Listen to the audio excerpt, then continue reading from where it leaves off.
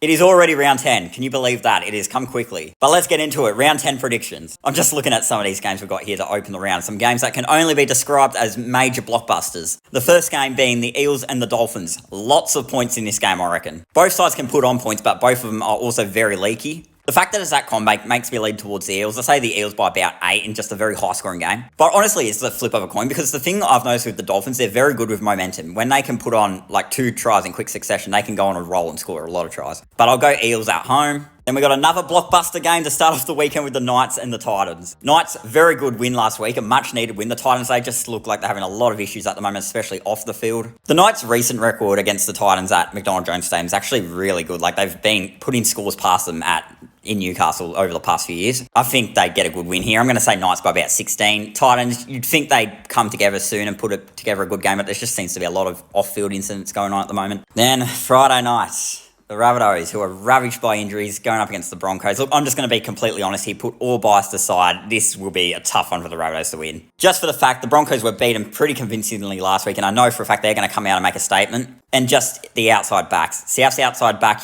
talented young players, but very inexperienced. Going up against some of those Broncos outside backs who are having the years of their life, like Jesse Arthurs, Katoni Staggs, Dean Mariner. And you saw what they did the other week against the Bulldogs, who are supposedly the best defensive side in the competition. They put 40 points past them. Look, I'm going to be real. I'm going to say Broncos by about 20. Like, that should be reasonable. If they lose this game, that's now 4 losses of their last 5 games. Humphries and Trell are back for the Rabbitohs, so they offer a bit of attack. I think if there is any scenario where the Rabbitohs win this game, will be within their attack. But I'm just expecting the Broncos to bounce back well, and Souths just have way too many injuries at the moment. After some pretty mediocre games to open the round, we finally got a good game with the Raiders and the Bulldogs, top of the table clash. Who would have thought after round 10 that this game would be the top of the table clash? It being in Canberra, I'm going to lean with the Raiders. They've been very impressive this year. Bulldogs have a lot of key players out. Both are very tough, gritty teams, but I just think in Canberra with Bulldogs without their key players, I'm going to say the Raiders get it done by 6. Raiders, they've been very surprising, but my only critique I've got of them, and it's very minute, is that they're letting teams off to pretty hefty leads to start the game. The Titans were up 14-0, the Dolphins were up 28-10, and the Broncos 14-0. No, not the Broncos, Storm last week 14-0. And end of the day, they are fighting back and getting the wins, but, I'm sure that's something they'd want to address the start to their games. Dragons, Warriors. Warriors are surprising as well. They proved me wrong last week. They showed that they could play well in Australia, at least for 60 minutes of that game.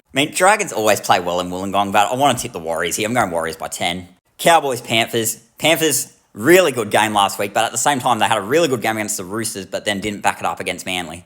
I think they should win this. I just have to keep tipping Penrith until they eventually go on a roll. So Penrith by 8.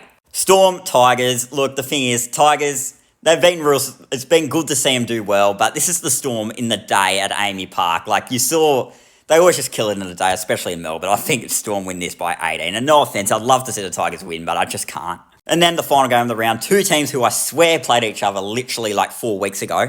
They played each other over in Perth. The Sharks got the result done there. I think Manly win at home. I'm saying Manly by 8, but the thing is, I was expecting the Sharks to be a premiership contender this year, especially with the addition of Adam Fanua-Blake, but I'm still looking for more from them. I just don't think they've been anywhere near their best as of yet this year, the Sharks, and I'm still waiting for them just to pronounce.